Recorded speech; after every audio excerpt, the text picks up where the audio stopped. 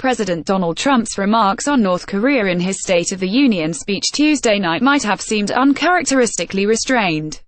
Trump didn't call North Korean leader Kim Jong Un rocket man, or threaten to totally destroy North Korea, as he did when he addressed the United Nations in September. But in some ways his milder language suggested the gravity of a threat. North Korea is just a handful of months away from being able to launch a nuclear attack on the mainland U.S., according to CIA Director Mike Pompeo. Trump's State of the Union sought to build the moral case for a U.S. preventive war to liberate North Koreans, says Christine Ahn, founder of Women Cross DMZ, a group that mobilizes women for Korean peace. The speech, she says, was highly reminiscent of George W. Bush's Axis of Evil speech in 2002 before the U.S. went to war with Iraq. Addressing the looming North Korean threat, Trump went as far as to call the North Korean regime depraved.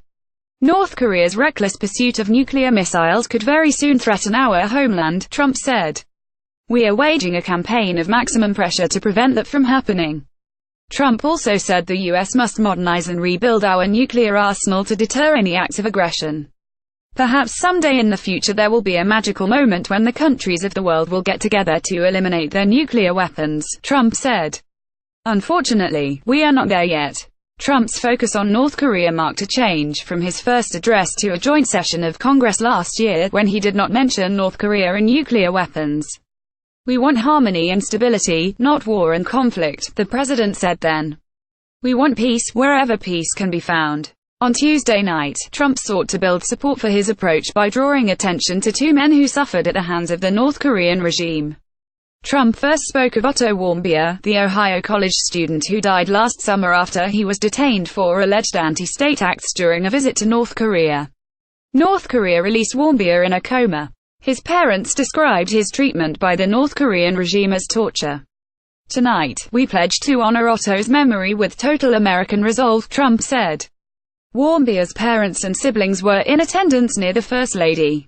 Trump also told the story of Ji Seong-ho, a North Korean defector who was tortured by state authorities and later escaped. His tormentors wanted to know if he had met any Christians, Trump said. He had. Ji too was in the balcony. The moment with the North Korean defector was very powerful, says Michael Green, senior vice president of the Center for Strategic and International Studies. It was also a very different tone from the one set when Trump said as a candidate he would have a hamburger with Kim Jong Un to work things out.